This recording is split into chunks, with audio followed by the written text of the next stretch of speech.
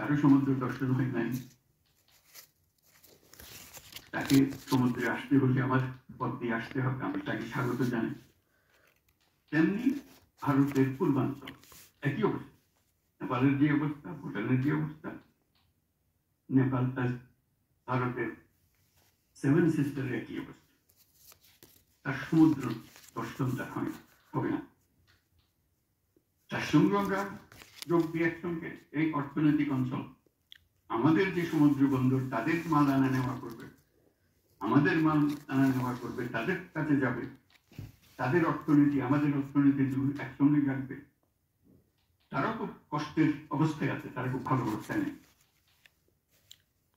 তারা এই সুযোগ পেলে তারাও আনন্দিত, তাদের ব্যবসা আমাদের ব্যবসা রমরমা ব্যবসা হবে, একসঙ্গে ব্যবসা হবে।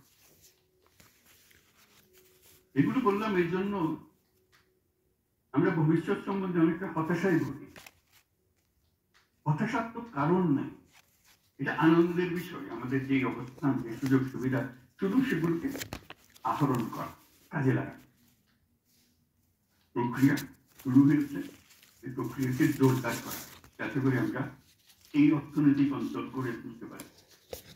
মালামাল সোজা চলে যাবে নেপালে, সোজা চলে যাবে ভুটানে, সোজা চলে যাবে সেভেন সিস্টার্স, তাদের মালামাল আমাদের মাঝখানে গিয়ে, আমাদের ব্যবসা তাদের ওখানে যাবে, তাদের ব্যবসা আমাদের এখানে আসবে।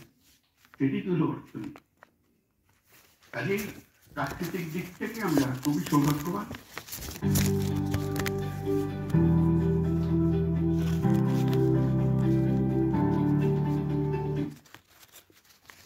রাস্তায় বাড়ি দিয়ে এবং পাশে হচ্ছে বৈদ্যুতিক খুঁটি ছিল, তাতে বাড়ি দিয়ে তাদেরকে ভয় দেখিয়ে তাদেরকে ছত্রভঙ্গ করার চেষ্টা করে।